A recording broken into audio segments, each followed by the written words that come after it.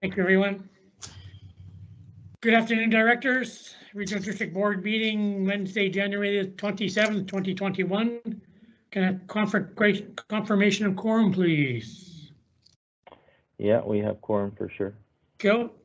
I'll call the meeting to order. First item on the agenda is B1, closed session. Adoption of closed agenda. Seconder. Second. In second. What happened to B1, Mr. Chair? B1 is moving to closed session. Yeah. I moved it. That's where it's been moved in second. Oh, I thought you said adoption of the public agenda was what was moved. Oh, all right. No, it's closed session. Sorry. Okay. So it's been moved in second.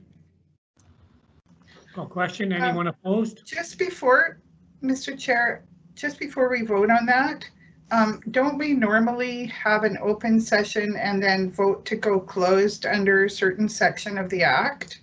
That's part B. Okay. Yeah. Right. Okay. Yep. Sorry, Chair.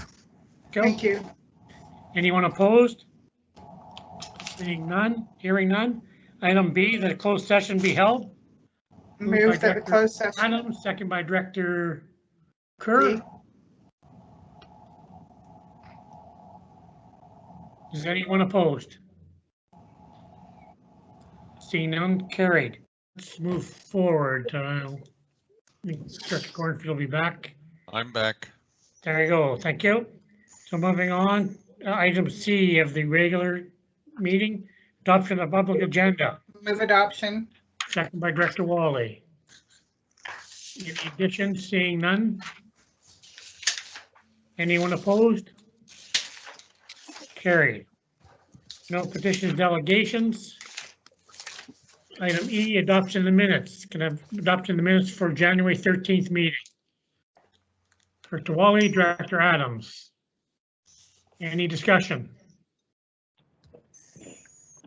Seeing none, question. Anyone opposed? Seeing none, carried. Any business arising? Seeing none, no public considerations, notice of motion. Chair's report. The only thing I've got, Director Davis, my apologies. I forgot on my appointment list at the last meeting to appoint you to the AVICC Island Coastal Climate Leadership. So I would appreciate a motion to appoint Director Davis to that. So moved. Director Colburn, Director Abram. Thank you. No other comments? Call question. Anyone opposed? Seeing none, carried. I have nothing really else to report at this time, so we'll move forward. Nothing in the calendar. Under committee chair reports, item 1, Electoral Search Committee, moved by Director Abram. Second. Director Lee, second. Any questions? Hearing none, call question on it. Anyone opposed? Seeing none, carried. Item 2, Strathcona Gardens Commission, draft minutes for inaugural meeting, January 13th. Motion received. Move receipt. Director Second. Adams, second by Director Evans. Any discussion? Chair, as the chair of the Strathcona Gardens Commission, I just want to share with the board how fortunate we are with the work that the staff are doing at Strathcona Gardens under Mr. Leach and Ms. Garak, with all of the capital improvements that are going on the facility under the COVID restrictions. They have just done a superb job, and I want the board to recognize the great job they've done. Thanks. Great, thank you, Director Adams. And could I add on to that, if that might? I'm actually at Strathcona Gardens once a week, and some of my friends go there while swimming, and everyone says how safe they feel and how staff are doing such a great job keeping it safe and welcoming, and just doing a great job organizing everybody. Thanks. Excellent, thank you. Appreciate that. Any other discussion? Seeing none, Director Moglove, your hand's still up. I imagine you're taking it down. Thank you. Seeing no other question, anyone opposed? Seeing none, carried. External reports under staff reports, item 1, Director Anderson, insider influence. Motion to receive report, Director Wally. Second by, Mr. Chair, yes. just on a note of. Second first, please. Yep. I need second for a receipt, please. Second. Thank you. Director Anderson. Thank you. Just to note, I have a conflict of interest on this matter, yet understand I'm entitled to legal representation. So my intent, I will remain in the meeting as an individual, not as a director of this board, and remain silent for this item, and Matt Voll will speak on my behalf. Thank you. Thank you. On the report. Mr. Chair, a point of order. If the director is declaring a conflict of interest, then she should not be sitting in the room. CEO. Well, it seems that we have Catherine Stewart on the line. I'm going to defer to her. Stewart. Yes, CAO through to the chair. It's Catherine Stewart speaking. The section 111 of the community charter permits the participation of the director who is being considered under that section, despite the fact that they have a conflict of interest, a pecuniary conflict of interest. There's a specific statutory exemption for that member's participation. Thank you. Thank you. Okay. Question? Director Cornfield. Well, and my question is, when Director Anderson made her statement about participating as an individual, section 111 wouldn't apply if she's an individual, and I'm getting a little confused because the first thing that's ever taught to us at rookie school was that you no longer have a private life once you become elected, and it's strictly you from then on are a director, councillor, mayor, whatever the position you may have been elected to. And so you do not have a personal life, so to speak. Okay. So I'm going to go back to Stewart or legal. If she is stating the fact that it's okay for Director or Noba Anderson to sit back and her lawyer is going to speak, if that's what our lawyers tell us is section 111, well, I think we have to move forward with that. Saying that, is there anything else you want to add to your report, CEO? Okay, well, Mr. Chair, if we're ready to go here, I just want to reiterate to the board that on January 13th, that the board advised that they would be considering a motion to authorize an application to the Supreme Court that Director Anderson be disqualified from holding office on the basis that she had violated the community charter regarding inside influence. So as part of that process, the board is here to listen. I am going to make the assumption that Mr. Voll is going to speak, as Director Anderson just said she's going to remain silent, and turn the floor over to Mr. Voll. Thank you, Mr. Voll.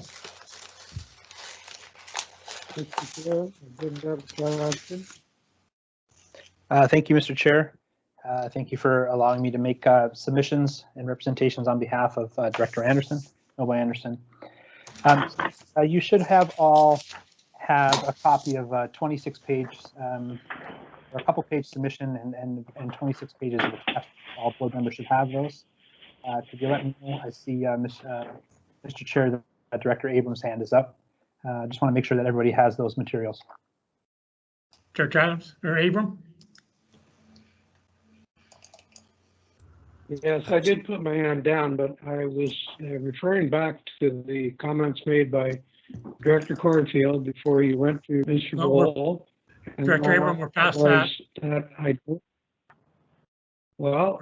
I believe it is germane to the discussion, and that is that I would like to hear from Catherine Stewart. Do we have the right as directors to step in and out of our roles as director?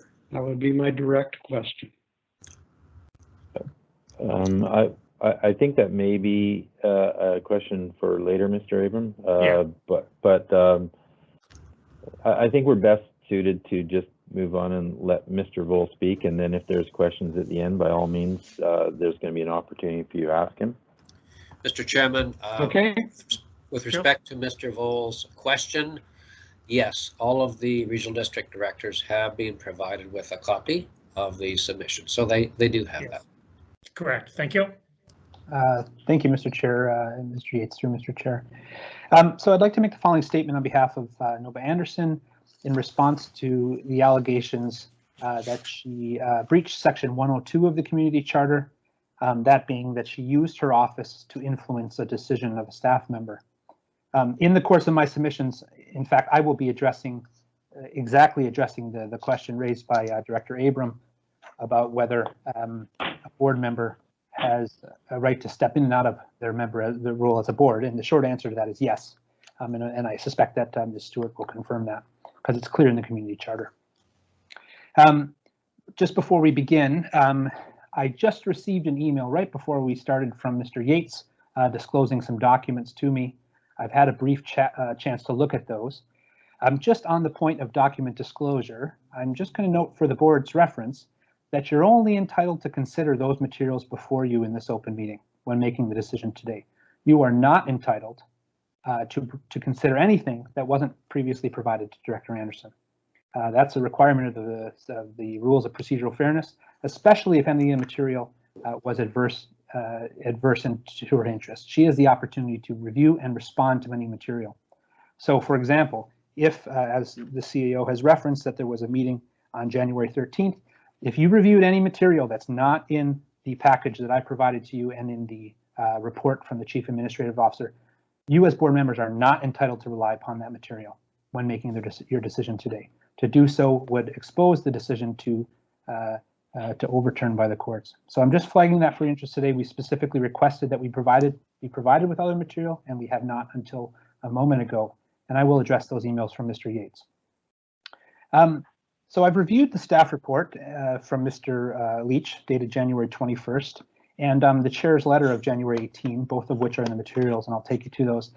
And I think there's a little bit of confusion evidenced in those two materials about the interplay of the conflict of interest provisions of the Community Charter and the inside influence provisions. And those are separate and distinct provisions. And I think once we work through how those provisions operate, not only will it answer Director Abrams' question and respond to Director Kornfeld's question or comment of earlier, but I think it's inevitable that when we consider those things, the board will not be able to or will not proceed with this disqualification petition. So just in summary, to start, on behalf of Director Anderson, it's submitted that the facts set out in support of the allegation, as set out in the staff report and in the submissions that I provided to you, do not amount to a breach of Section 102. Simply put, NOVA communicated with regional district staff in her personal capacity and not in her role as a director. Now, there's one exception to that, and I'll take you to that, and we say nothing, of course, turns on that. With one exception, Director Anderson always used her personal personal email address for these communications, and in almost every instance copied her land partner, Ms. Lovna Harvey. And we say, of course, accordingly, she could not have breached Section 102 because Section 102 prohibits a director from using their office to influence the board or staff members over matters which they have a pecuniary interest. So I think it'd be helpful if we start with the legislation, because as I say, I think there's a little bit of confusion. So if I could direct the board to the material that we submitted, and you'll see there is a couple pages of submissions, which I'm going to take you through, and then there's a number of attachments with black Sharpie numbers in the top right-hand corner. I'd ask you to turn to the back of that package. At the back of that package of submissions, there's 3 pages excerpting the Community Charter that are not numbered. I'll give each of the board members a moment to pull those up.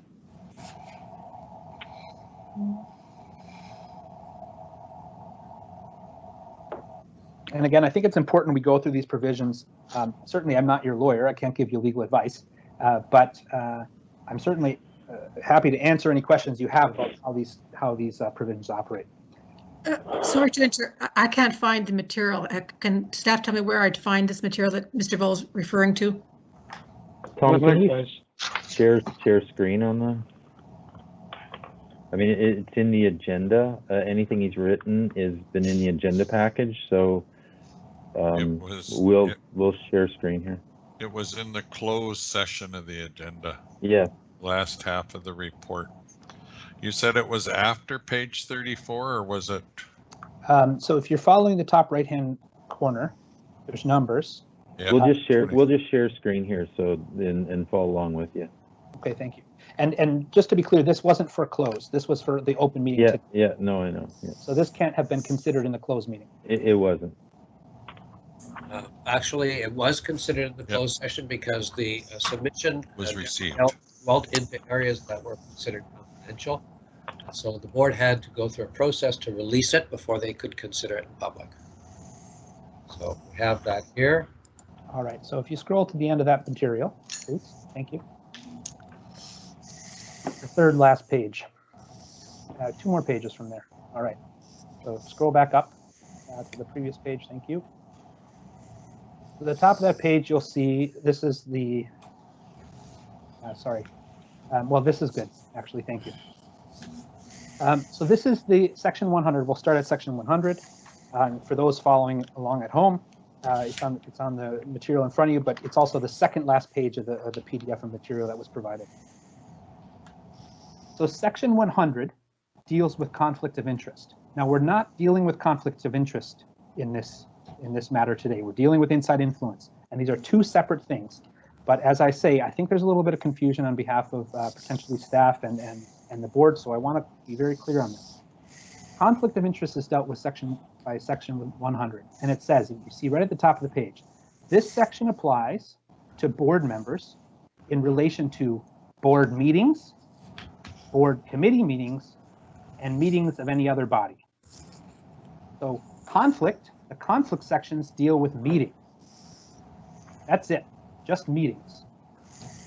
If you'll then turn to the next page, which is section 101.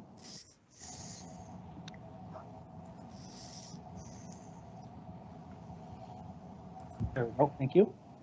So this section 101 sets out the restrictions on a board member if they have a conflict in a meeting under section 100. And section 101 says, this section applies if a council member has a direct or indirect pecuniary interest in a matter, regardless of whether they made a declaration. So if they have a conflict, regardless of whether they made a declaration, this section applies. And 101 subsection 2 says what a board member cannot do if they have a conflict. 1, they cannot remain in or attend any part of the meeting referred to in section 100. Sub B, they cannot participate in any discussion of the matter at the meeting. Sub C, they cannot vote on any question in respect to the matter at such a meeting. Or D, they cannot attempt to, in any way, whether before, during, or after such a meeting, to influence the voting. So where a board member has a conflict of interest, section 101 sets out restrictions on what they can do and can't do. And those only relate to actions taken at a meeting where they're a board member. So that's the section on conflicts. Now, unfortunately, it's not in your materials, and I suspect your legal counsel will provide you legal advice on this. But section 104, sub 2 of the community charter says, even if you have a conflict in a meeting, which is the only place conflicts arise, if you have a legal right to make representations to the board, you can appoint a representative to do so. And that's what's happening here, for example. We're in a meeting, we're in a board meeting. Director Anderson has declared a conflict, but because it affects her and she's a legal right to make representations to the board, she's allowed to have a representative, in this case, a lawyer. Now, that exception applies where there's a conflict. And a conflict only happens when there's something happening at a meeting. And that's where there's a little bit of confusion, I believe, with respect to a representative. Again, even when you have a conflict at a meeting, you can have a representative make submissions on your behalf if you have a legal right to make those submissions. Mr. Chair, if we could then scroll down to section 102 on the materials. Thank you. So this section 102 is what you're dealing with today as a board, not the conflict stuff. This is different. So section 102, which is separate and distinct from the conflict rules, says a board member must not use his or her office to attempt to influence in any way a decision, recommendation, or other action to be made or taken, A, at a meeting, or B, outside of a meeting by an officer or an employee of the municipality, or by a delegate under section 154, if that board member has a direct or indirect pecuniary interest in the matter. So it's worth pointing out a couple of things. One, this is not a conflict situation because conflicts only happen in meetings. This, and let me just say, where you have a conflict, it's an absolute bar. You can't participate. It's an absolute bar. Section 102, which deals with stuff both in meetings and outside meetings, is not an absolute bar. It doesn't say a board member may not attempt to influence in any way a decision, recommendation, or other action. That's not what it says. It says a board member must not use his or her office to attempt to influence in any way. So it's not a complete bar. And this goes to the question raised by a couple of board directors earlier. It says you can't, as a director, attempt to influence an employee or an officer going to sub B.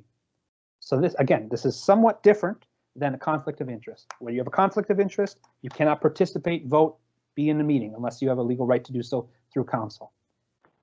With respect to 102, you cannot use your office to attempt to influence those things. However, you can do that in a personal capacity.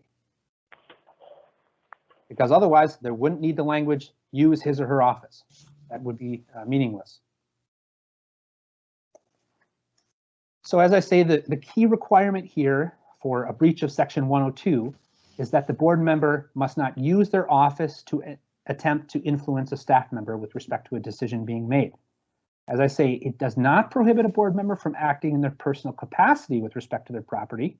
Rather, there has to be an attempt to leverage their position as a director or be acting in their capacity as a director, to quote the language from 102, use his or her office to influence a decision.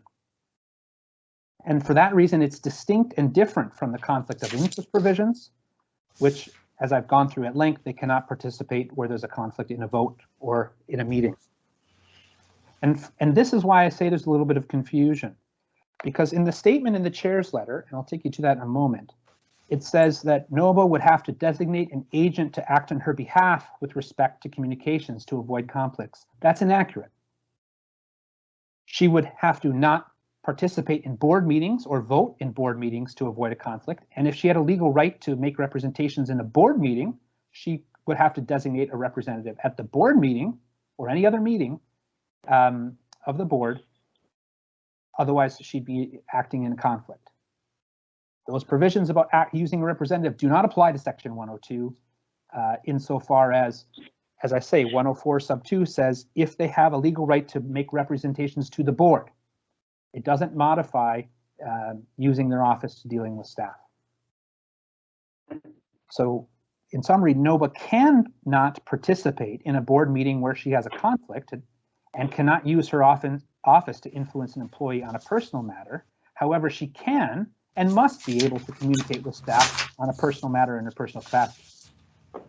This is somewhat of a unique situation because the property that we're going to go through the facts here in a moment, there's a number of owners.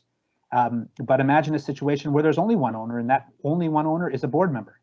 Of course, the board member is entitled in their personal capacity and not as a member of the board to engage with staff to deal with the issues involving their property. So there's a little bit of miscommunication, a little bit of confusion about how the conflict and insider influence provisions work together, but also remain separate and distinct. And we can see that in the chair's letter, and we also see that in the staff report. So then, and we can return back to these sections of the community charter, but really this is the only interpretation of the community charter that makes any sense. Otherwise, the language in 102 saying use his or her office is meaningless. And that's a standard rule of statutory interpretation, that the legislature is intended to have meaning in the words that they use. It could have simply said a council member or board member must not attempt to influence in any way a decision, recommendation, or action, but it doesn't say that. So then turning to section B of my submissions, you don't need to pull them up, Mr. Chair, but I'll walk through them. The allegation made here in the staff report seems to be that there was an email dated December 17th, 2020, sent by my client to Mr. Neal. And the allegation appears to be that that email was an attempt to use her office, because again, that is a requirement for any breach of section 102, to influence a decision made by Mr. Neal.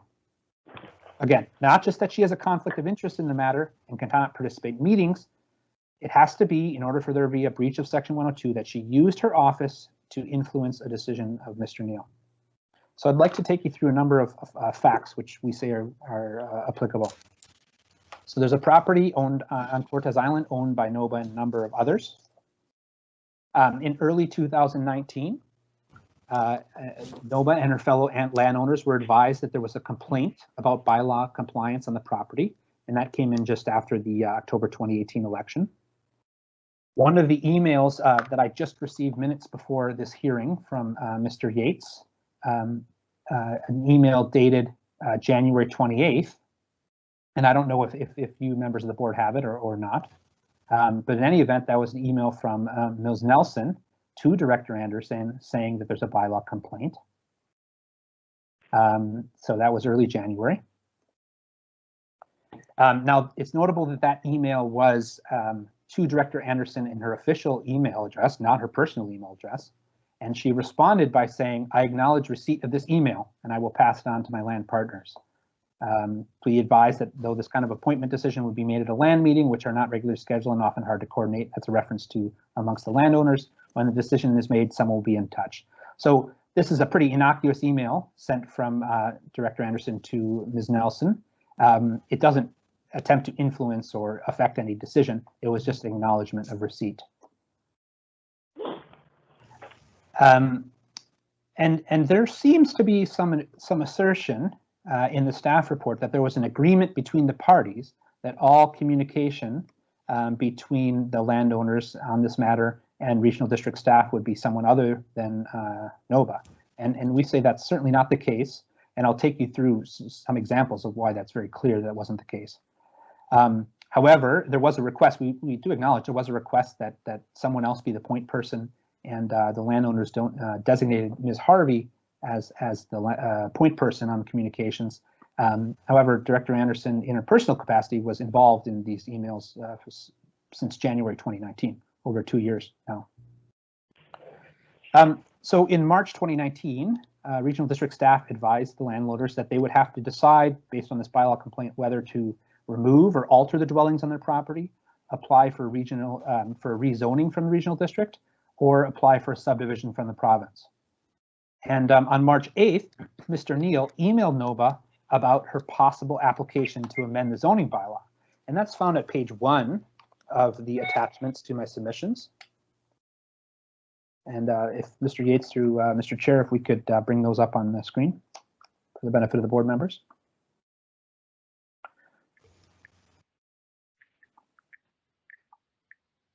And page, oh, sorry, just down a little bit there. It's going to be page 1, numbered 1 in the top right-hand corner. Yeah, so a page or 2 down. Thank you. There we have it. Thank you.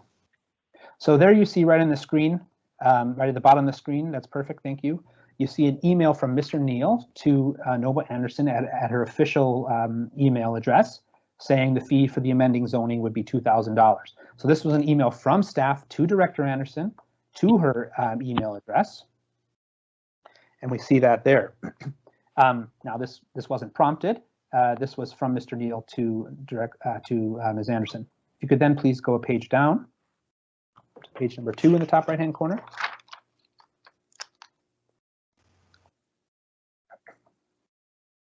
And you'll see there NOVA's response. And unfortunately, this wasn't included in your staff report, but I think this is a very instructive email. So immediately that same day, March 9th, 2019, NOVA responded from her personal email address, novaanderson@gmail.com, to Mr. Neal. Again, remembering Mr. Neal emailed her at her director email address, and she notes, "Thanks for this, John. Please, when communicating about this matter, which is a personal one rather than one in my regional district role, use my personal email address here. Again, right away from the get-go, it's clear, we would suggest, that Director Anderson is not acting as a director. She's not using her office. She's in fact communicating on a personal basis as a landowner. And just down the page, Mr. Neal acknowledges that. And from that point on, Mr. Neal always emailed Director Anderson at her personal email address. So we say two issues arise from this. First, clearly there's no agreement, at least as of March 2019, that all communication would go through a third party or representative, as seemed to be suggested. Here we have Mr. Neal emailing Nova directly and her responding. So there's no agreement that all communication go through someone else. Secondly, I just flag again the issue that Director Anderson specifically said. She didn't say, I'm not using my office to communicate with you, but she's saying this is a personal matter. This is not a regional district business matter involving me, and so use my personal email address. Then you see on the next page, page number 3 in the top right-hand corner. This is another email from Mr. Neal to Director Anderson at her personal email address. Once again, no agreement that Nova not be involved in this matter whatsoever. There's an email recommending some consultants. And if you continue down the page, please. You'll see, oh, we just lost it there.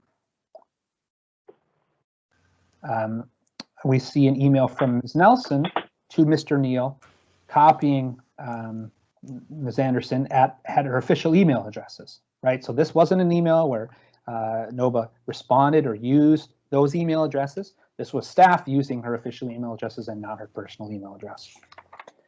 And then if we turn to page 5, please, in the top right-hand corner.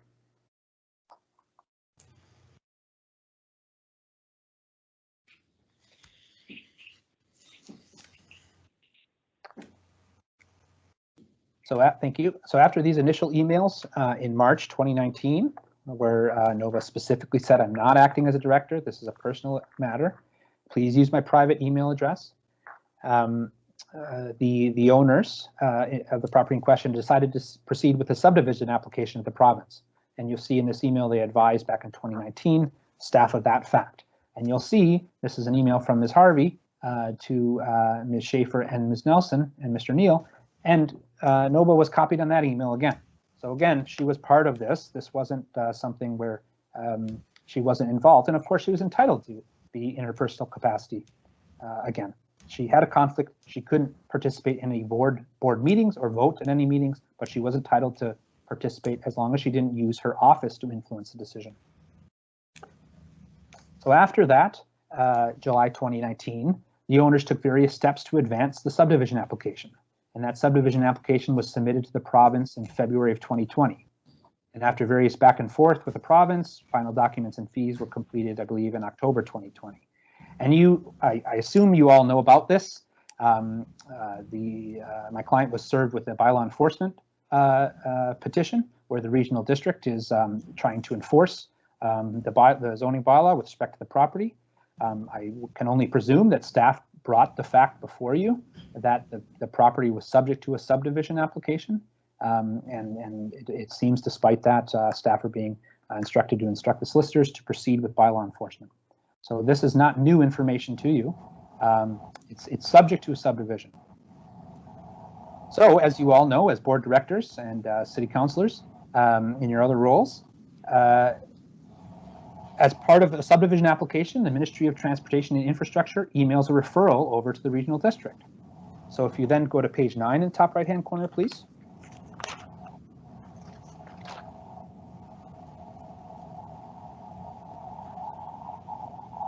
These emails are now the start of the emails that were included with the staff report. So once again, on October 27th, 2020, Mr. Neal, unprompted, emails Nova. Now you can't see it from that email, but that was to her personal email address. So he did not copy Ms. Harvey in this email, even though she was the designated point person. He directed this email to Ms. Anderson directly. And it says, we're in receipt of your subdivision application. please find attached the regional district invoice for our referral response. This isn't acting for any direction as a board member. And in fact, as you all know, Director Anderson cannot instruct staff as a single board member. It has to go through the board and go through the chief administrative officer. So there's no suggestion that this is an instruction on Nova's behalf as a director. She's not using her office here. And in fact, this is an email unprompted from Mr. Neal to Nova. Over the page to page 10, please.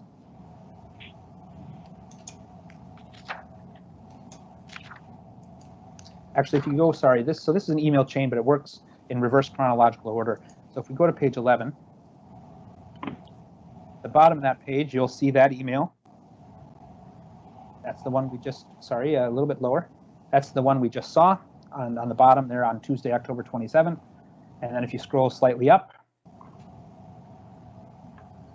to the top of the page, please, thank you.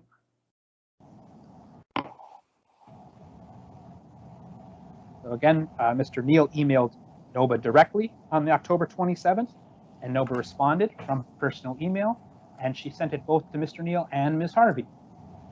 So after receiving an email directly to her, she copied Ms. Harvey and says, "Thanks, John. Can you please give me any the anticipated process or timeline on the end?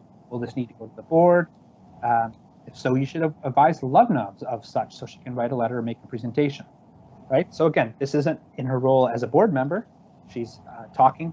Ms. Harvey's copied on this email, and she says, you know, is this something we have to go to the board for? And if you could please then scroll up to the bottom of page 10.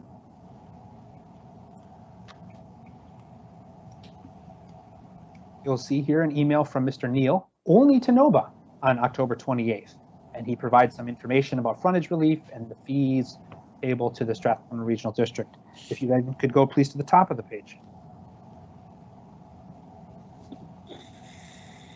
Nova wrote back to Mr. Neal once again from her personal email address and once again copying Ms. Harvey back into the email chain. And this is something we'll see through all these emails. Mr. Neal would only reply to Nova, and then every single time she would copy Ms. Harvey back in. And you'll see in this email, Nova says the following: "Thanks, John, for your thoughts and clarity. I had thought we'd be getting a site visit from the ministry before the referrals went out, because after their site visit, the application may change depending on their input. But I guess that was a poor assumption." And the next paragraph starts out, we proactively self-referred to VHA. So we being the landowner. She's not saying I as a board director, she's saying we. She's using a plural pronoun here. We proactively self-referred to VHA in the spring after all our perk text and material, etc., etc. Next sentence. Anyway, that to say that we paid VHA referral fee at that time. Right? Once again, this is a plural. This is acting as a landowner, not acting as a board director. So that's this conversation.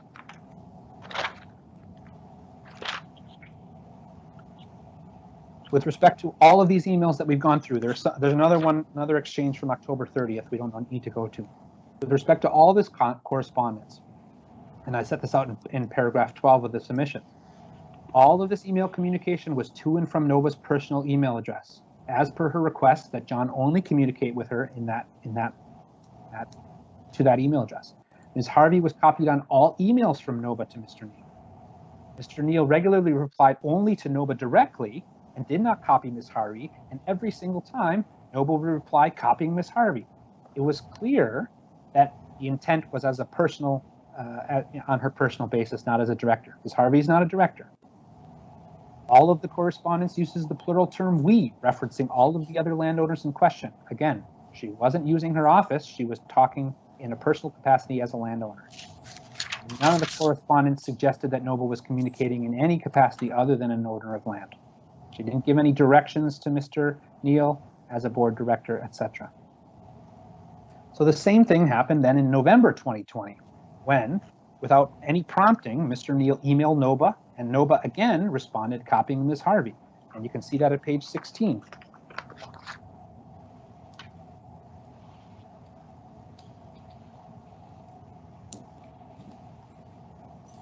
If we could pull up page 16, please, thank you.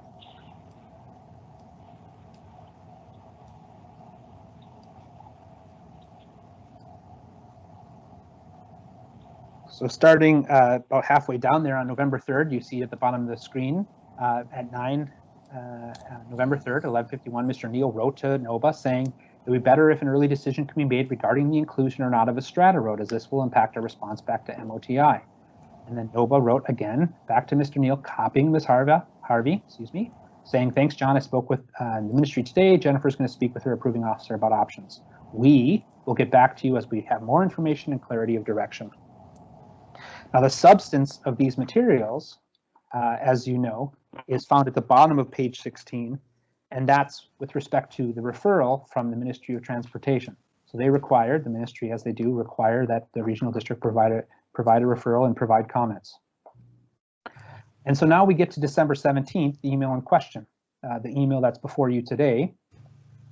And on December 17th, NOBA received confirmation from the ministry saying that they were willing to have a meeting with her and the other landowners and their consultant. Again, they're in the middle of a subdivision application, along with a provincial approving officer. And that would likely result in a change to their subdivision application. And you can see that at the bottom of this page. It's not on the screen there. From the bottom of this page, you'll see that statement at the bottom. I had thought we'd be getting a site visit from MOTI. We saw this already before the referrals went out, because after their site visit, the application may change depending on their input. And in fact, that's exactly what happened. On December 17th, NOBA received confirmation from the ministry that they would be attending in early 2021 and that the application would be changing. And as a result of that, any referral, any response to the referral to the ministry would be meaningless and a waste of time, because the application was going to change. That would be a waste of Mr. Neal's time, a waste of the landowner's money. So if you then turn to page 22 in the top right-hand corner,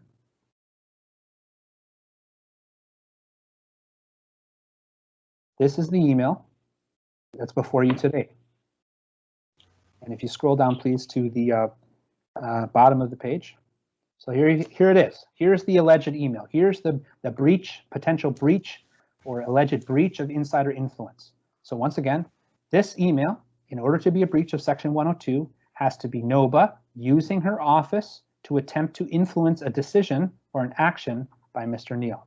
So, sorry, if you could go back up, please. Thank you.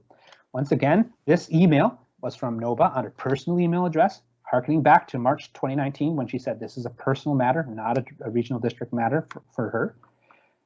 It was sent to Mr. Neal. It was copied to Ms. Harvey, once again. And it says, John, I'm so sorry the application isn't more straightforward. We've been unable to get any direction out of the ministry on what they would accept as far as roads go for application. It seems the only way to get that was through a site visit, which they could not do until all the referrals were in. So that was what they were proceeding on the basis before. That's why we paid our referral fee and asked you to proceed.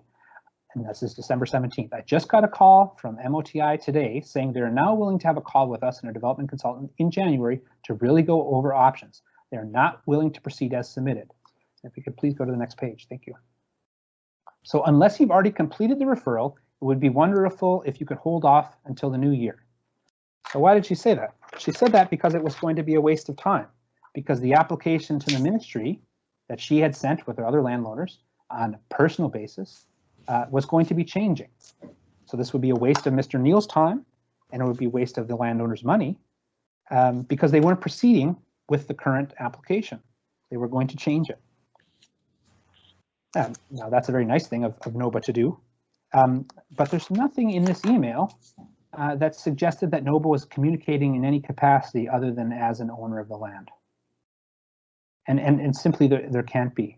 This was her acting as in her personal capacity. Going back to that first question, Director Abram had identified, and in contrast to what Director Kornfeld had said, and I see his hands up here. I'll just make this comment, and then I'll before I conclude, I'll go to those questions. This was her acting in her personal capacity and not as a director. Thank you, Mr. Vole. And I'm not completed yet. Okay. I will make my conclusion, but I just saw some hands up there. No, you carry on. We'll have questions when you're done. Okay, thank you. So for all of these reasons, I mean, simply put, there can be no question that NOBA was acting in her personal capacity when she sent the email on December 17th. and not on her role as a director when emailing with Mr. Neal. Again, sections 100 and 102 do not prohibit a director from engaging with staff in a matter where they have a pecuniary interest, but they only can do that in their personal capacity. Section 102 only prohibits a director from using his or her office to affect an employee's decision. So there's simply no facts that support this allegation. Now, there was a comment before we started that, they teach you in Director School 101, you don't have a private life. I think that's good advice, but it's not the law. To the contrary, Nova made an express statement that she was communicating with Mr. Neal in her personal capacity only, and specifically requested that he only use her personal email in relation to these matters. There is one email, this last email that I just got right before the meeting, where Director Anderson did reply to an email from Ms. Nelson, and all that email did was acknowledge receipt of the prior email. It didn't attempt to affect any decision by Ms. Nelson, or any action by Ms. Nelson, or any recommendation by Ms. Nelson. Nova and Ms. Harvey regularly communicated with Mr. Neal in their personal capacity as landowners. And I gotta say, it's really notable that every time Mr. Neal would reply or email Nova alone, she would copy Ms. Harvey back in. To me, that really shows that was never leveraging her position as a director. And as I say, there was some suggestion in some of the materials that there was an agreement in place that she would not communicate. There was no agreement. I think there was a request, and the request was accepted insofar as Ms. Harvey was appointed as a point person. But as I've taken you through this correspondence, there was never the case that Nova was not involved in this. It involved her land, and she was entitled to do so in a personal capacity. As I took you to, the December 17th email was a heads up that the subdivision application would likely be changing as a result of the January 2021 meeting with MOTI, and recruited a request that Mr. Neal not address the referral until the plans were changed, they were finalized. It wasn't an attempt to affect the substance of any referral. It wasn't an attempt to cause Mr. Neal to make a good referral or a bad referral. It was just to say, hey, listen, you're going to get a different referral. Don't waste your time. So for all these reasons, we say that there's just simply no basis to support this allegation of inside influence. Remember, the rules about non-participation, when you have a conflict, those are for meetings. And you can get a representative when you have a conflict at a meeting, just like this right here today. With respect to insider influence, you can participate, but not in your role as a director, not in a meeting, only in your personal capacity. So I'd be happy to answer any questions anybody has. Thank you. Okay, thank you. I've got Director Cornfield, Abram, and Molglove. So Director Cornfield. Sorry, Chair, I didn't have my hand signal turned up. Oh, sorry. You have no questions? Not just yet. Okay, Director Abram. Okay, well, first of all, thank you very much for your presentation. Very articulate. I would have to ask Nova, through you, if she has ever had correspondence with any staff member or other director at any point in the past using her Gmail address in her professional capacity. So thank you, Director Abram, through the chair. Unfortunately, this isn't a cross. Sorry, sir. I said that's the first part of my question. All right, if it's okay with the chair, I'll deal with them part by part. I think that'll help us. This isn't a cross-examination. This isn't an exploration into what happened whenever. What this is a question about whether it's set out in the staff report. That's the question before you. And the question is whether the email dated December 17th, 2020 is insider influence. That's the question before you here today. And of course, we say the answer is no. Okay. Your assertion throughout this presentation has been that because the email was a personal email, that it was therefore Nova Anderson, the person. And my question was completely to that point, is the fact that Director Anderson has corresponded with multiple staff members, chairs, vice chairs, staff people throughout her 2 terms with that email. Why does this email all of a sudden make it personal and the other mails are all business as director? Thank you, Director Abram, through Chair. I'd like to respond to that. That's not entirely what my position is, and Director Anderson's position, Nova's position. It's not that because it was from her personal email, therefore it wasn't using her office. That can't be, because if it was through a personal email and they said, as a director, you must do X, Y, and Z, then it doesn't matter what email address is used. But when taken with the statement from March 9th, which unfortunately doesn't appear was before you in January when you made the decision to proceed with this hearing today, when taken with that statement, hey, listen, I'm going to be communicating with you on this matter in a personal capacity. Therefore, let's use my personal email address. That's what you need to take away from it. Not that she just used her personal email address. So Director Anderson has been in violation of a bylaw for many, many years. And eventually, after staff had complaints about it, decided to try and remedy the situation by whether it was subdivision or negotiation or whatever other matter there might be. She would be making a representation as a director in all of those cases, and it would, in all cases with staff, be perceived as the director is corresponding with me. You used the term over and over and over again today that this should be disallowed or ignored or whatever, these comments, because the subdivision was going to change. That is not what it says. It says the subdivision may change. And that's in your December 17th email, if you want to keep this really to the point. So, well, you're actually putting forward information that is not completely correct on behalf of your client. Well, it says may change. Okay. We'll let Mr. Wold answer. Thank you, Mr. Chair. The emails speak for themselves in my submission. So if you take issue, I'm not suggesting the email says anything other than what it says.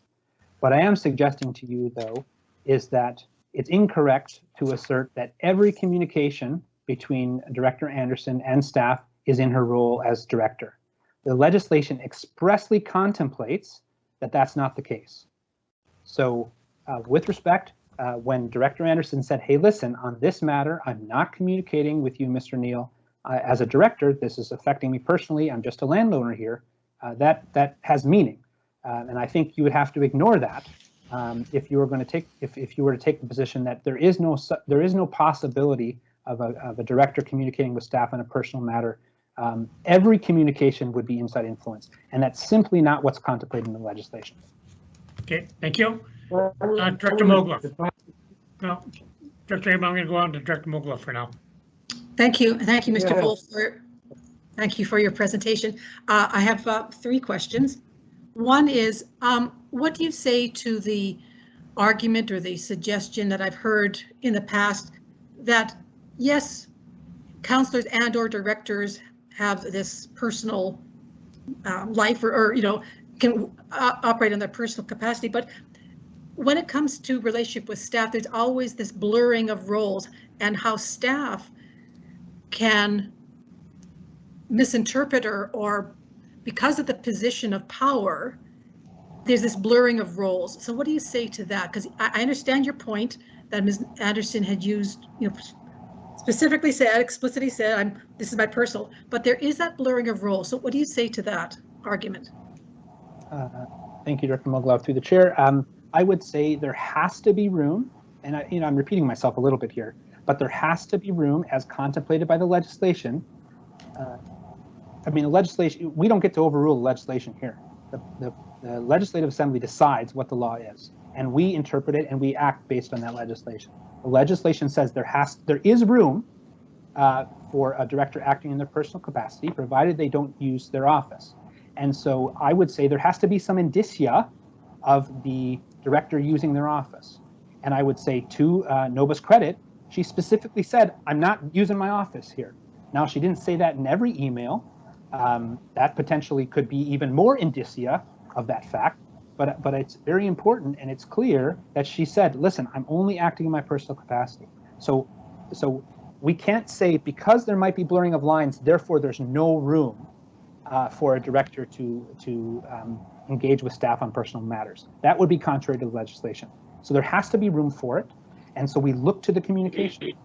And I've taken you through a number of examples of why we say it's clear that she was acting in her personal capacity. The use of the plural we, the fact she was communicating with a personal email address, the fact that every time Mr. Neal would reply or send an email only to Nova, she'd rope the point person back in. Those, to me, are indicia of the fact this falls within the room contemplated in legislation. I mean, I don't know what more she could have done, frankly.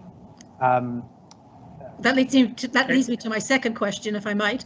So the second question is, back early on in this whole sequence of events, I take your point that there may not have been an agreement to use an agent, but there was a suggestion that might be wise.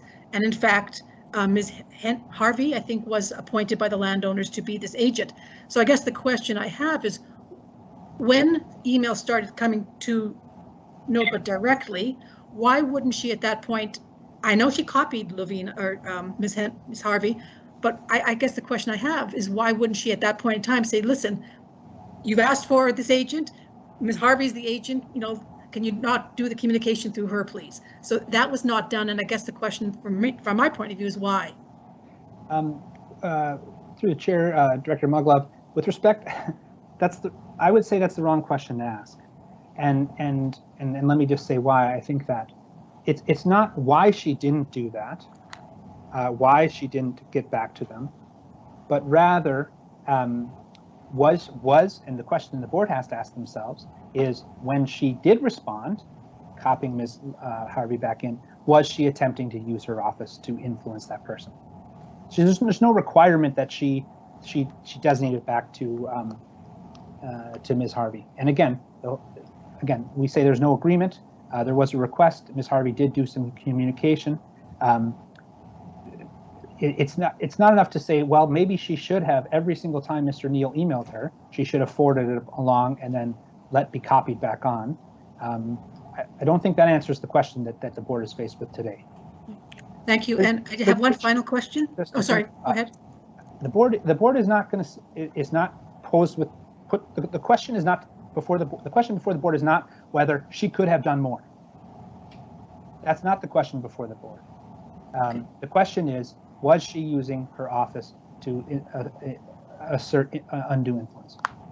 Thank you. And my final question is, as I read section 102, the undue influence section, there's two parts, i.e. using his or her office, but there's also has to be the direct or indirect pecuniary interest.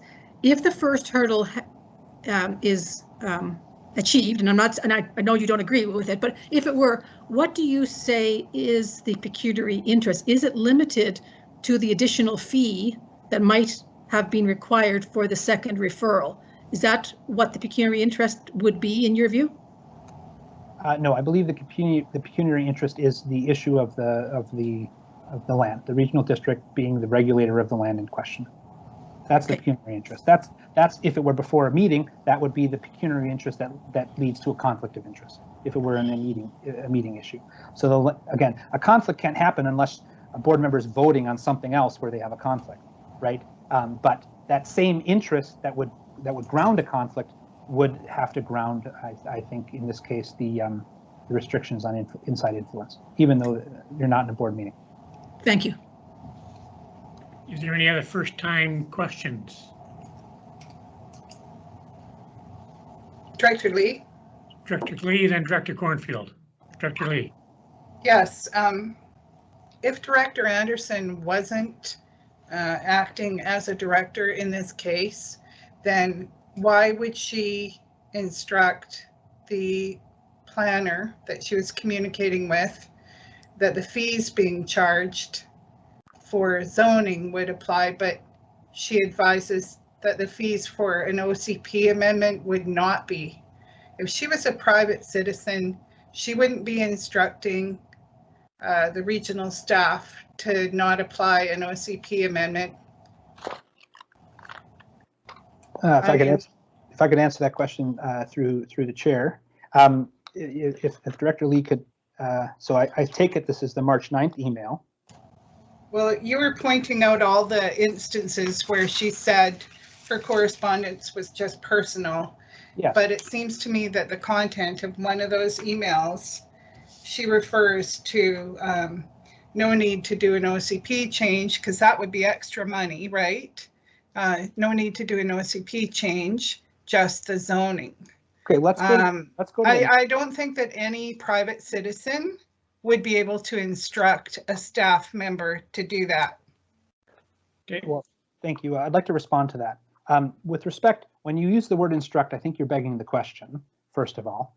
That when you use the word she is instructing, you've already answered the question. I think you have to look at the email to see whether there is in fact instruction. So let's do that. Let's pull up, it's going to be in page 2, top right-hand corner of the materials. I believe this is what Director Lee is referring to. I'm sorry, yeah, page 2 in my bad handwriting in the top right-hand corner. All right, there it is. Thank you. So certainly, we're not saying that Director Anderson is not entitled to know things about OCPs in her personal capacity. I'm not a director and I know a little bit about OCPs. So let's look at this email. It says, thanks for this, John. And this is, again, this is a response to Mr. Neal saying the fee for amending the zoning bylaw would be $2,000. There would be no need to amend the OCP. All right, so that's what Mr. Neal wrote to her. She wrote back saying, this is a personal matter. And then she said, and so we see that they're highlighted. And then said, I would respectfully disagree about the need to apply for an OCP amendment, right? So the board, the regional district is not applying for an OCP amendment. That's certainly not instructing him to do anything. As we went through this on Quadra, and then again with Cortez Senior's application, although the OCP text strongly supports the kind of rezoning we, not the board, Nova Anderson and her fellow landowners, would apply for, the map does not. And I strongly believe that we would need to update the OCP map layer concurrently, again, to stay out of the sticky situation we've been in. Who's been in a sticky situation? Not the board, the landowners. So she's not instructing him. I disagree with that assertion. And she doesn't tell him to do anything. Rather, she says, this is a personal matter. And I don't agree that we, the landowners, would have to apply for an OCP amendment. So with respect, I disagree with the assertion that this is instructing him to do something about the OCP.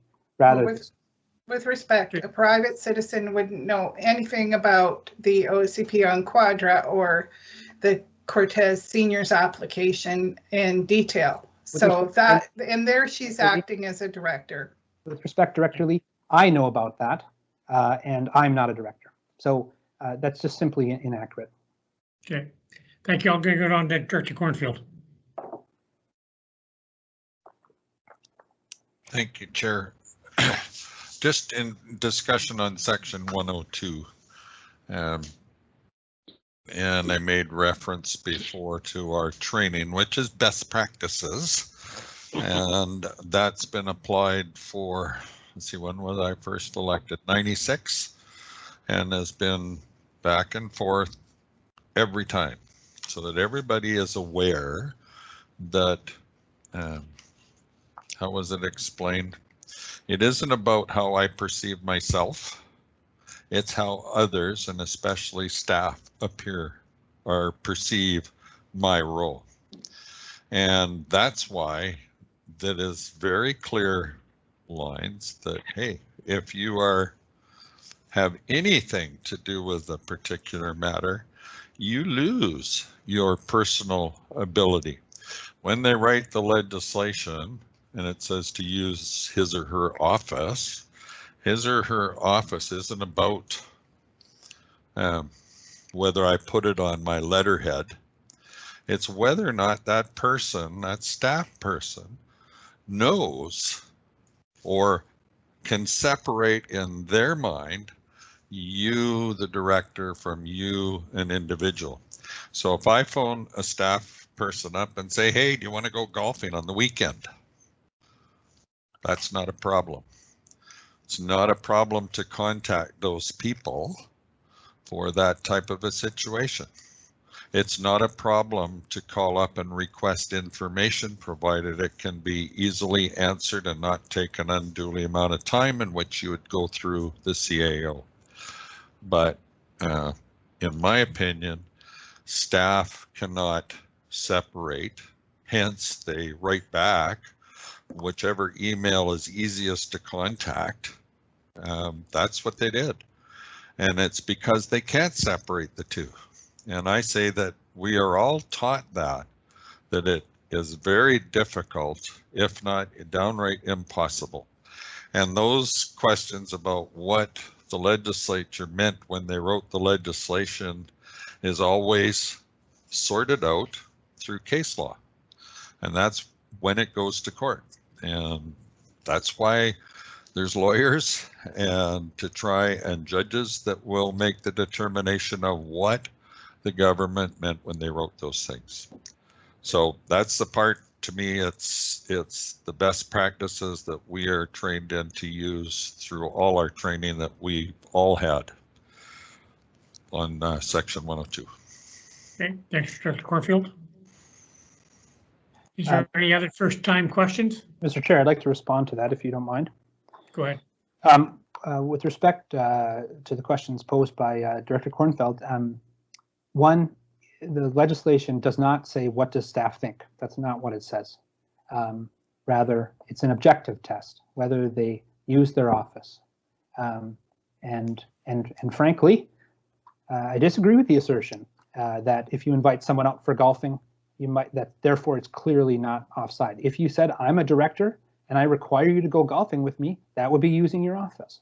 So it's not about the substance of the matter, it's how the communication goes. And in this case, once again, Noble was expressly clear, I'm not giving you instructions as a director. And so while it may be best practices to never communicate with staff on a personal matter, that's not what the legislation says. Okay, thank you. Is there any other first-time questions? Okay, I have a couple. My first question, I'd like to know where in either the Community Charter or the Local Government Act does it identify how an elected official can step in and out of their role when dealing with the staff on a conflicting issue? The answer is Section 102, Chair. It says it right there. They must not use his or her office. Now, it doesn't, Mr. Chair, it doesn't provide prescriptions. It doesn't say you can use your personal email address, but you can't use your office email address.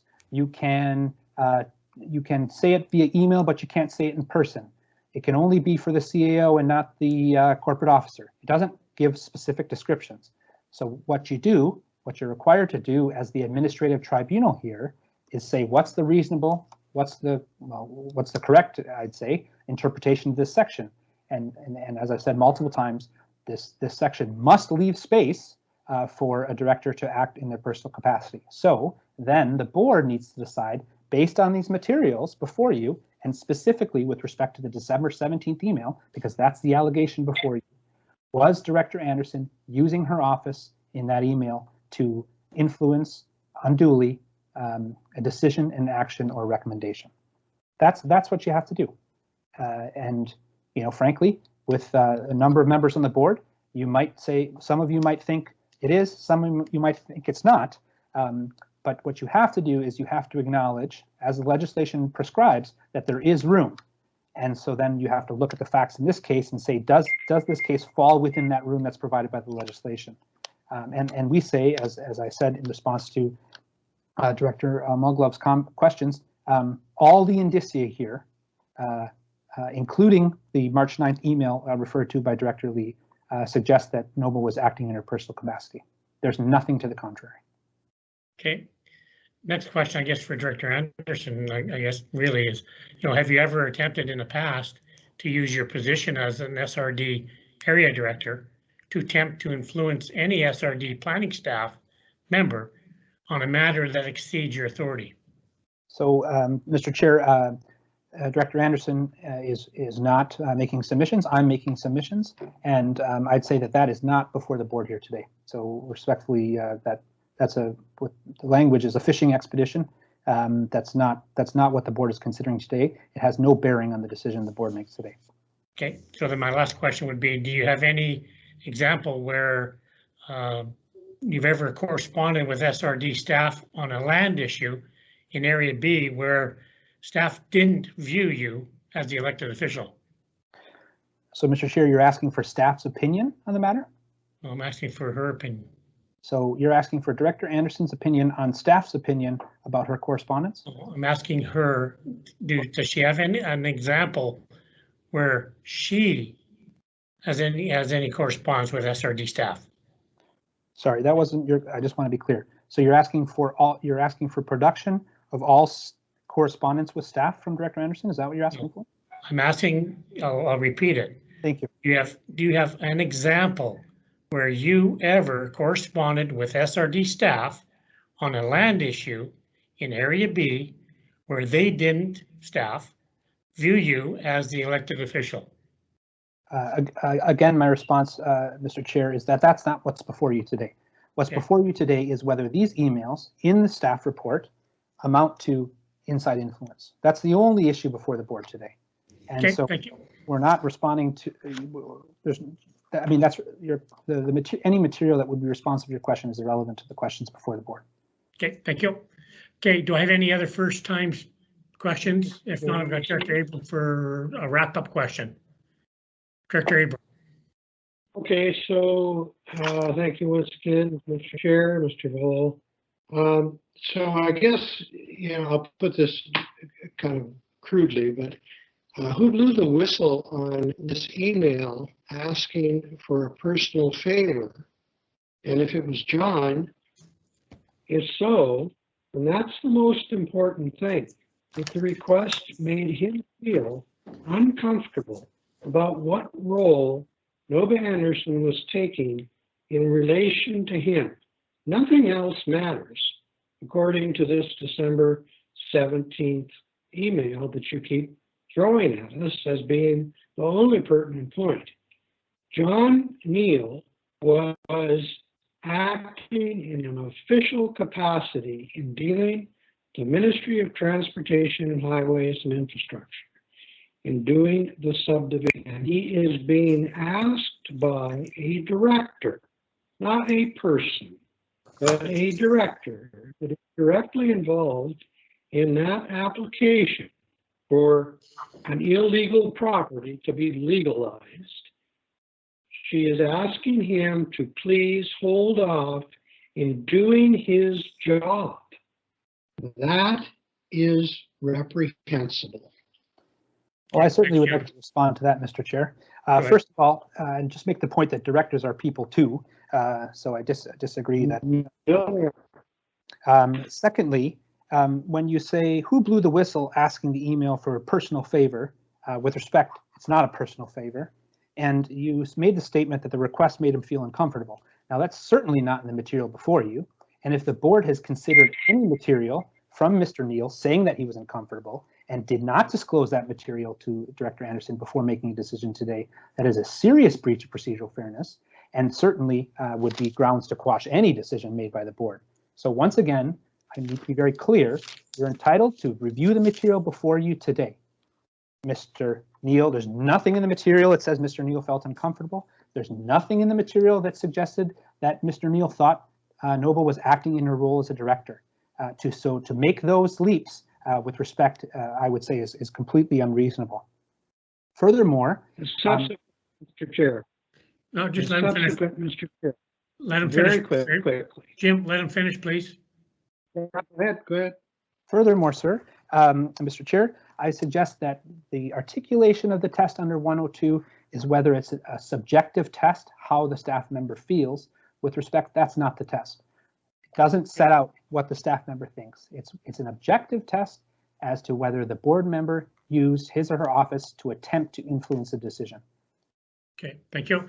Mr. Abram, Director Abram, we're just My going quick to wrap up. supplement would be that John Neal or any staff member does not answer to any director.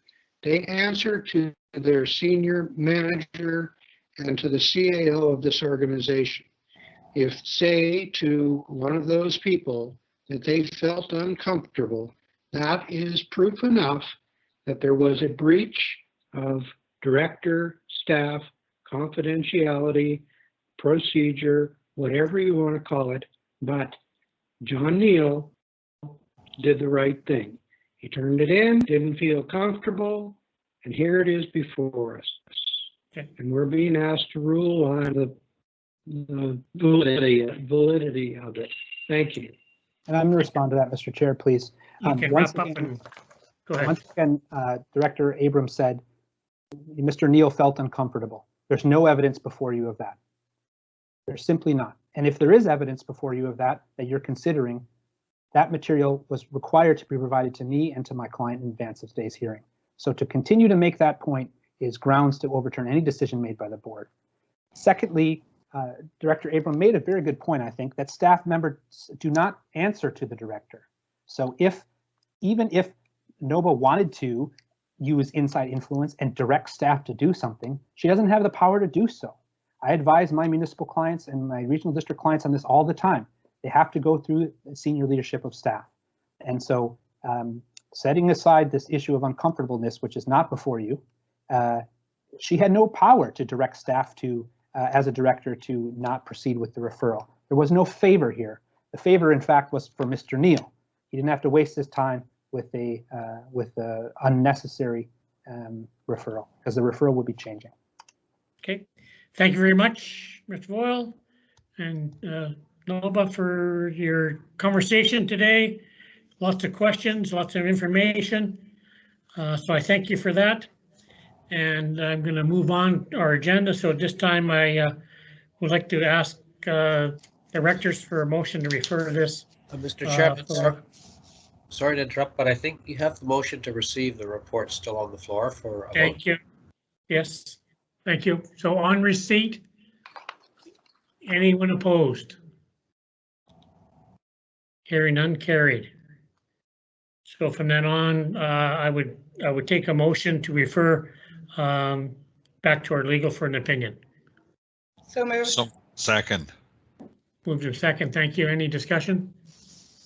Hearing none. Question? Anyone opposed? See none, carried. Okay, so Dave, do I wait and make sure Mr. Boyle is off our meeting, or I guess it's open meeting? No, it is an open meeting, but because we can't invite members of the public, Mr. Vol is treated like a delegation. So like all other delegations, okay, we've waited for them to leave the meeting, and then we'll continue. Okay, make And me I think aware. I think the same for Catherine Stewart. Okay, thank you. Thank you all. One Question, Chair? Charlie? Can we Go ahead, take a Charlie. 5-minute break, stretch our legs? Yep. Let's take 5 minutes. We'll come back. We've got lots to go through, so we'll get through it quickly. 5-minute break. Thank you.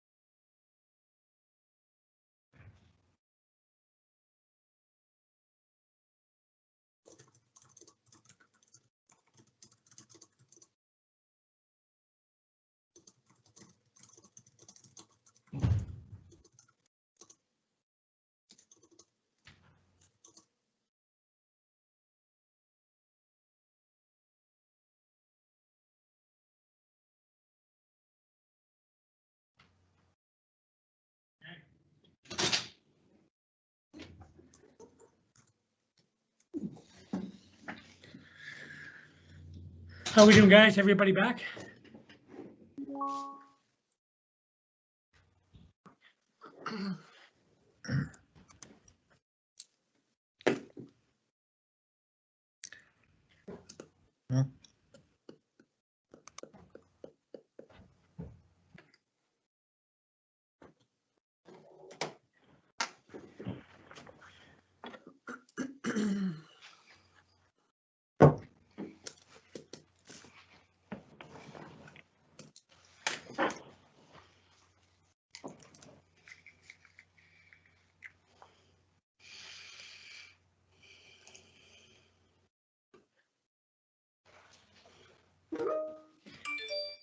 Okay. Are we doing, Dave, almost everybody back on? I mind you, I guess they didn't go off, Well, did they? yeah, they didn't go off, so.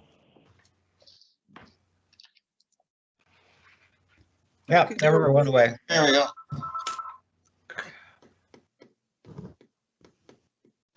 Is Tom, you there? Julie's back. Hi, Julie. That's Brenda's phone is ringing. Brenda's phone. Brenda's phone's ringing. Call from Brave. If you could just mute, that'll solve that.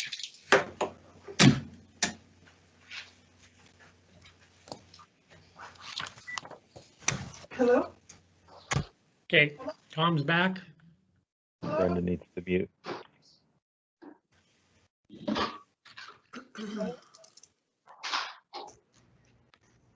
Hi, Pauline. Hi. Hi, Charlie. How are you doing? Me, I'm not. Long days. Yeah, well, this is Which 3 in a agenda row. are we on? Yeah. Okay, hi, Jim. Jim's back. Okay, so let's move on. Directors, as you can see, we've got a fair bit to do.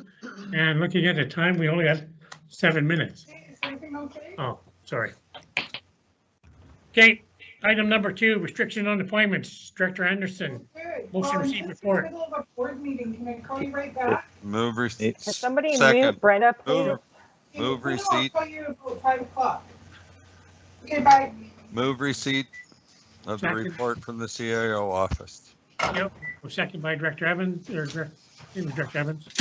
CEO, anything to say? Thank you, Mr. Chair. Again, this came forward at the request of one of the directors, and I hope it's self-explanatory in the report, but if there's any questions, happy to answer them. Joe, any questions? Don't see any. Okay, question on receipt. Anyone opposed? Seeing none, carried. Move receipt of the report from the CAO on the COVID-19 Safe Restart Grant. Yep, second by Second. Director Evans, CEO. Thank you, Mr. Chair. So as I mentioned, we'd got, well, all local governments got some COVID money from the province. This regional district received $539,000 to distribute in relation to revenues and expenses that we incurred and lost during COVID. Our financial officer has done a phenomenal job looking at the budgets and the areas that are applicable within those for distribution of the funds, looking at how some of those budgets can be helped with balance, and then distributing the money in the appropriate spots where we had expenses.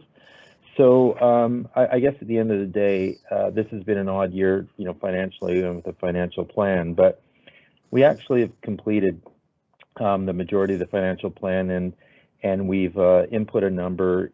Strathcona Gardens is the facility that has had the largest impact, obviously, in the COVID due to the loss of revenues in there. So we've come up with a bit of an obscure number, but that number will balance the requisition, so we can manage the current requisition without an increase at Strathcona Gardens with that number.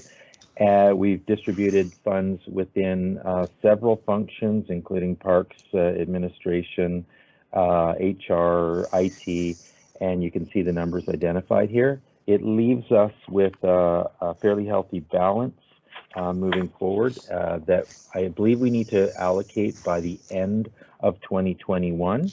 So we know we're still going to have some impact of COVID, especially in the recreation facility. And our recommendation is to allocate the funds that we've identified here and then keep the rest in a reserve for us to work with the 2022 financial plan and allocate it accordingly. Excellent, thank you. Any questions?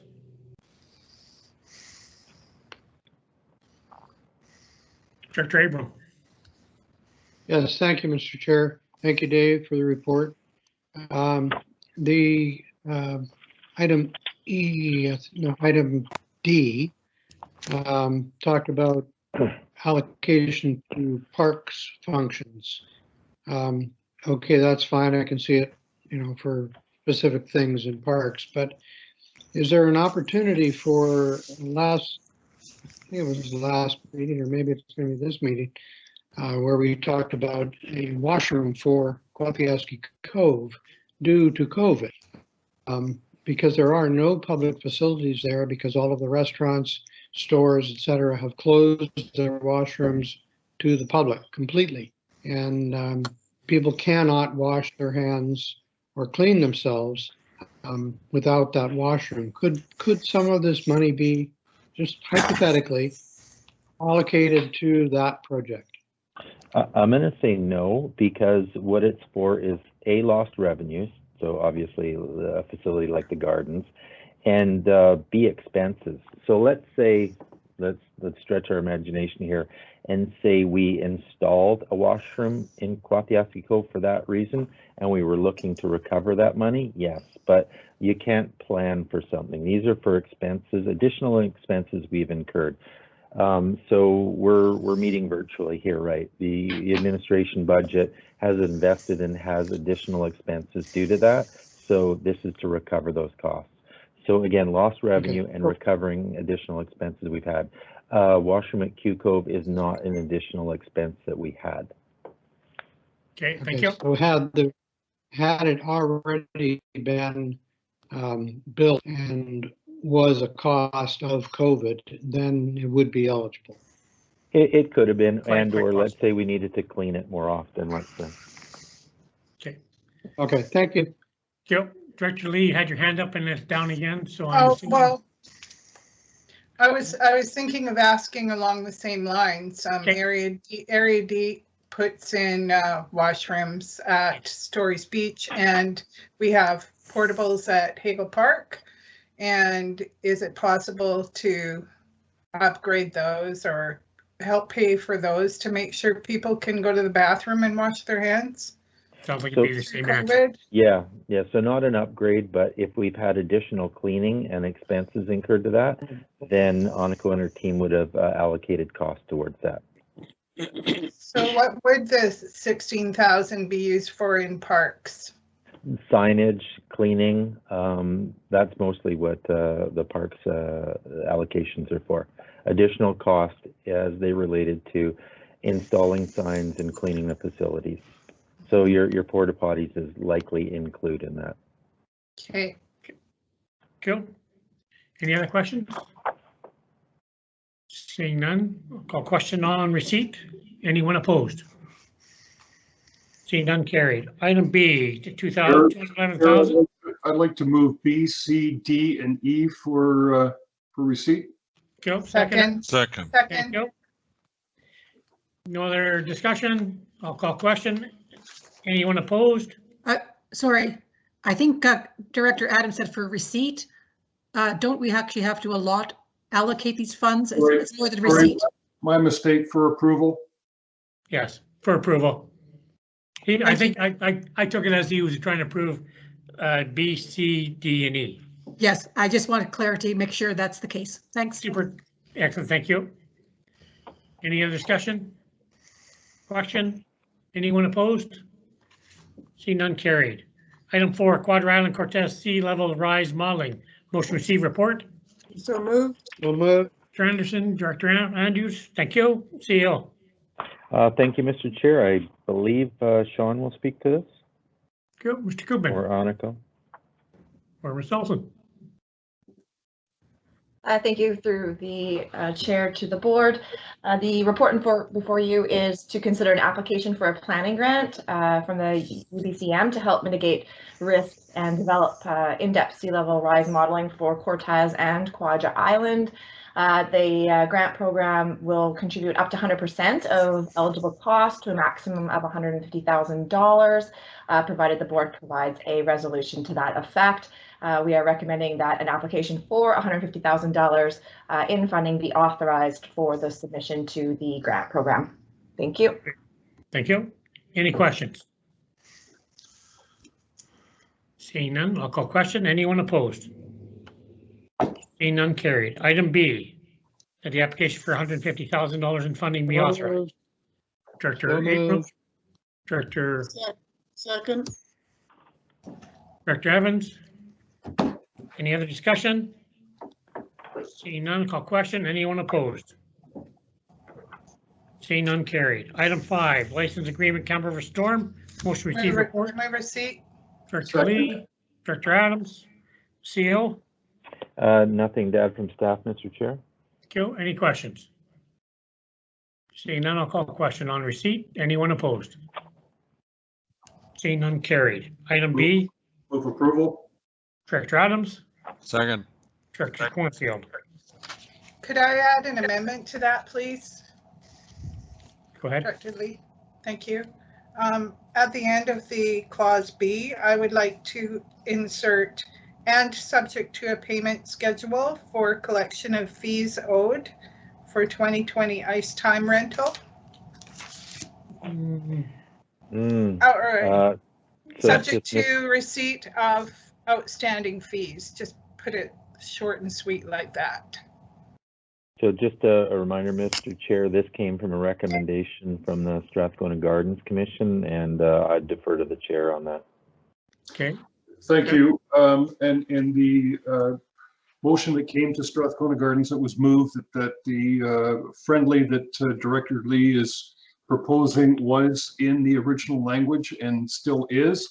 And my understanding is that those fees have been paid in 50% as they are working with the Vancouver Island Junior Hockey League for COVID restart funding to cover expenses. And if they pay them up front, they would not be eligible where other franchises may be.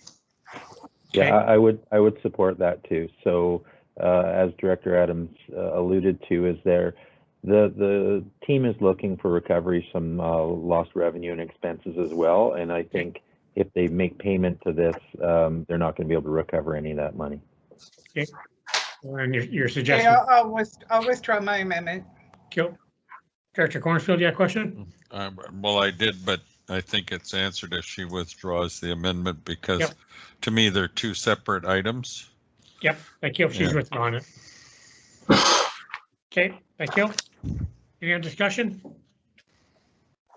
Okay, I'll call question on B. Anyone opposed? Seeing none, carried. Item 6, South Cortez Fire Protection Services. Motion received report. Receipt of CO report. Director Anderson, second by Second. Director Cornfield. CO. Nothing to add from staff, Mr. Chair. Okay. Is there any questions? Seeing none. Question on receipt. Anyone opposed? Seeing none, carried. Item B, that the amendment to the contract to the Cortez Fire Association be prepared and authorized. So moved. Director Anderson, thank you. Second by Second. Director Cornfield. Any other discussion? Seeing none, I'll call question. Anyone opposed? Seeing none, carried. Item 7, Area D Water System rate and charges. Motion receipt. My receipt. Director Lee, second. Director Abram, CEO. Thank you, Mr. Chair. Not much to add. Just want to remind the area director that in the staff's recommendations, you can see here, we've also included the bit from the area director, and we'll bring back a draft bylaw that represents her support. Excellent, thank you. Any questions?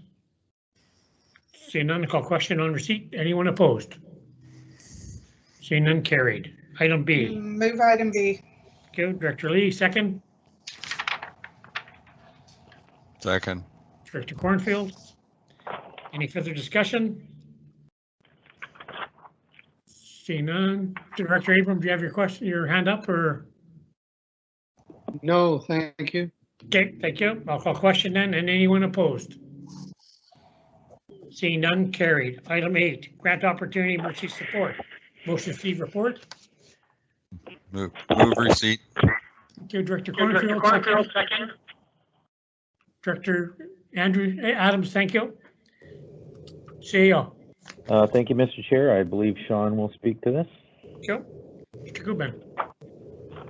To the regional board, another 100% fully funded grant opportunity to support our regional emergency support services program and continue to stage emergency group lodging supplies in our rural communities and Campbell River, which can be easily cut off and isolated due to many emergencies such as an earthquake.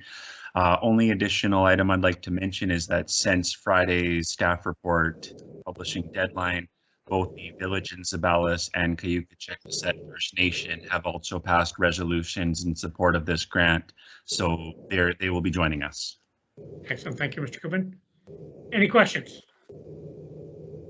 Seeing none, on receipt. Anyone opposed? Seeing none, carried. Item B, the application for 2021 support. Move B. Thank you, Director Cornfield. Second. That was Director. Sorry, Director Evans. Thank you, Director Evans. Any other discussion? Seeing none. Question? Anyone opposed? Seeing none, carried. Item 9, Woodstow Exchange Program, CEO. Motion received. So moved. Director Cornfield. Second. Second. Thank you, Director Evans. CEO. Thank you, Mr. Chair. Just quickly, we've had a Woodstow Exchange program in the past. We exhausted our funds from that, and there's been another program available for us that has been identified, and we are making application once again with the board's support to engage another program. Thank you. Good question, Director Davis. Just a comment. I just want to thank our CAO for looking into that, because I did have some conversations regarding that, because constituents here were interested in applying to it, and it was only then we found out that the money had dried up. So thanks again today. Excellent. Thank you, Director Davis. Any other questions? Seeing none, on receipt. Anyone opposed? Seeing none, carried. Item B. Move B. Thank you, Director Cornfield. Second by Director Evans. Director Evans. Second. Yep. Any further discussion? Seeing none, I'll call question. Anyone opposed? Seeing none, carried. Move item C. Move C. Second. Cornfield. Director Evans. Kill. Call question. Anyone opposed? Seeing none, carried. Item 10, Inclusive First Nation, proposed addition to reserve. Motion to receive report. Move receipt. Director Anderson. Second. Director Kerr. CEO. Thank you, Mr. Chair. So we're going to concede that we don't have a lot of information in regards to this. We just received this from the federal government, and again, we can look into it further. We can produce a report for the board with more detail, but this was just correspondence we received without much backup other than what you have attached in your agenda. Thank you, CEO. Question. I have a question, Mr. Chair. Go ahead, Director Anderson. Thank you. I just note the timing of this. This letter was received, or at least dated, July 22nd, with a requested comments back from us 3 months later, which would have been, I think, October 22nd. I'm wondering, did the regional district actually receive this late somehow, or did it just get lost? And do we know anything further? I mean, I didn't want to preempt the board by asking for any kind of update, but I imagine that any comment from us so many months later would be not even material at this time. Any comment? Mr. Chairman, I can respond if you like. Mr. Eads, go ahead. Yes, thank you. So yes, the regional district did receive this back in 2020. We didn't know that. It was, for whatever reason, it fell between the cracks. So we did correspond with the federal government upon them sending a reminder, and we had that conversation. And yes, they are still interested in our comments.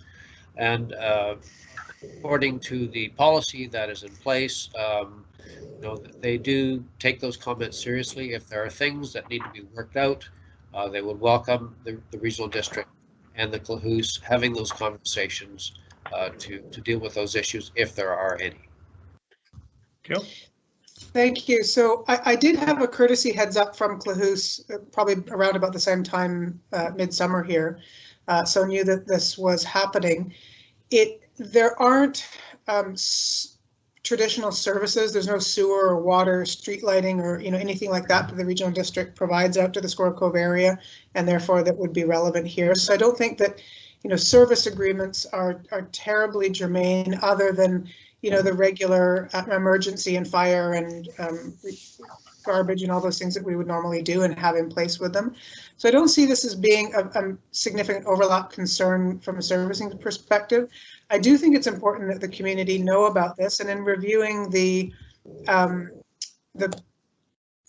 policy that is laid out here for us, it seems like the regional district doesn't really play much of a leadership role, that it's in fact the First Nation and the federal government that plays the leadership role in reaching out to the community and advising, because certainly some of the neighbors and neighboring businesses will be keen to know this and provide comment.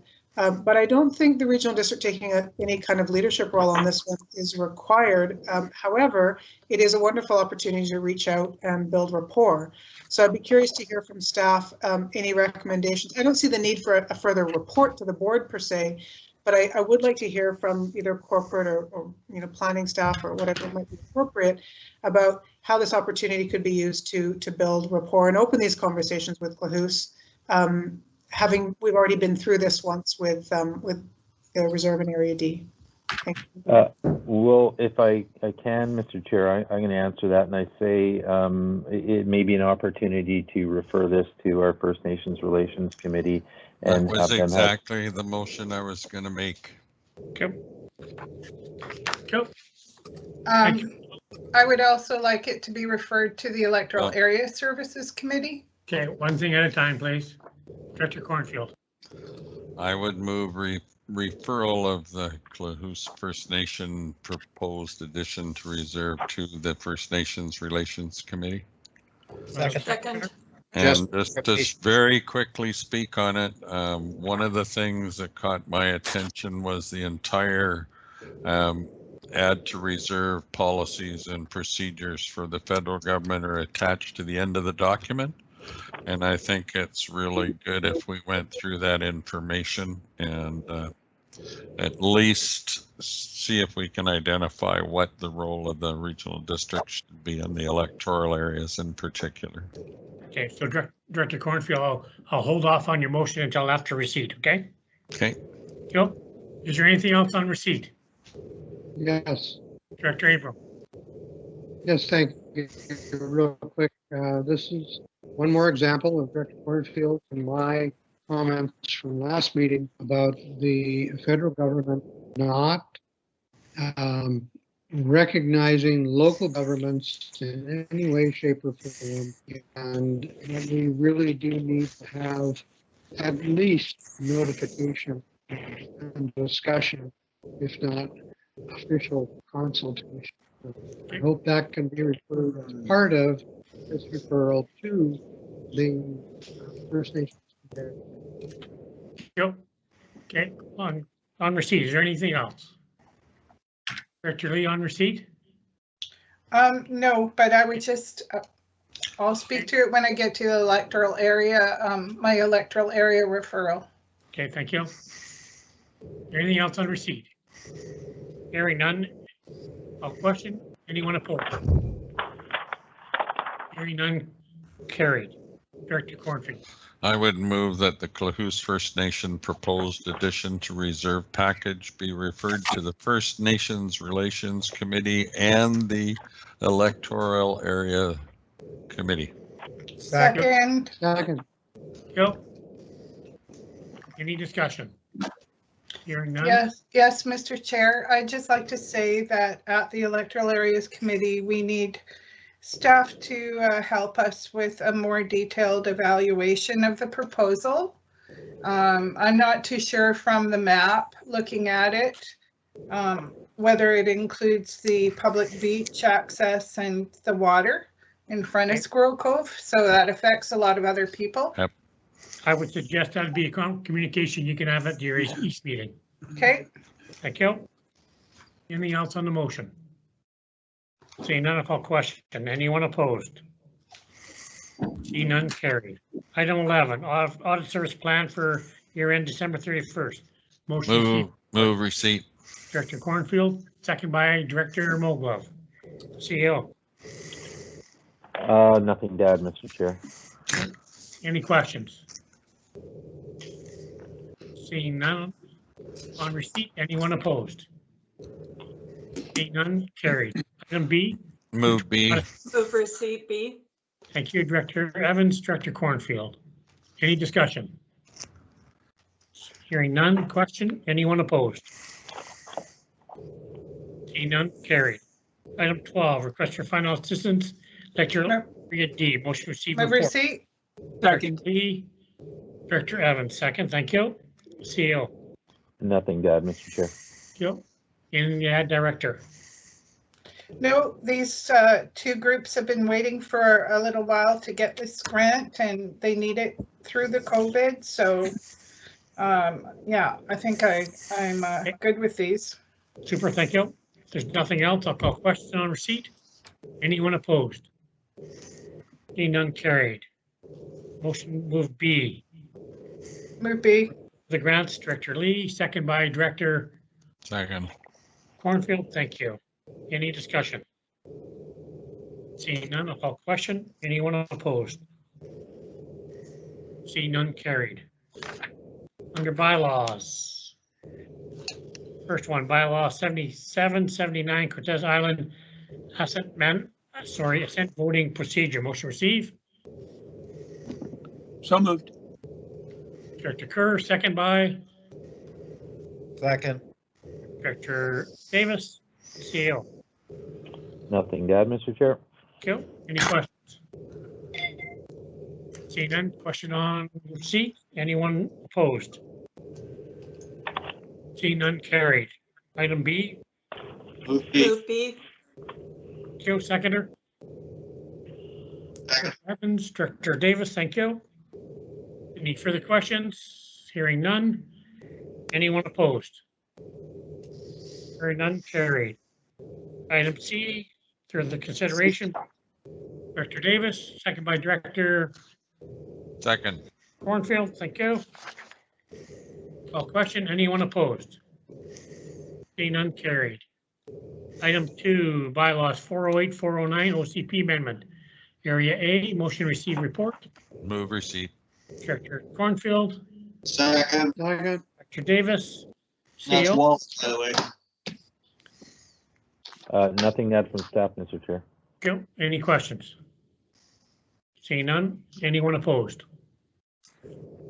Seeing none, carried. Item B. Move B, Wally. Thank you, Director Wally. Second. Director Evans, thank you. Anyone opposed? Hearing none, carried. Item C. Move C. Director Wally, second by Second. Director Cornfield. Further discussion, question, anyone opposed? Seeing none, carried. Item 3, revenue anticipation borrowing bylaw, motion to receive report. So moved. Director Cornfield. Seconder. Director Kerr. Anything to add, CEO? No, nothing to add. I think that's pretty self-explanatory. Joe? Any questions? Seeing none, carried. Item B, moved by law 420. Director Colburn. Moved. Second. Director Cornfield, seconded. Any discussion? Call question. Anyone opposed? Seeing none, carried. Move Move item C. C. Director Cornfield. Second. Director Wally. Any discussion? Call question. Anyone opposed? Carried. And item D. Move D. Move D. Go. Director Cornfield, Director Evans. Question. Anyone opposed? Seeing none, carried. Correspondence. 3 items. My receipt of all correspondence. Second. Joe. Any discussion? See none. Anyone opposed? See none, carried. Members' reports. Coastal Communications Social Procurement. Motion to receive report. Second. So Move moved. receipt. Director Second. Evans, second by Director Cornfield. Anything to add, Director Evans? Thank you. And just very quickly, just wanted to bring this forward for members' information. Just to let you know, this is the first newsletter from the CCSPI in January.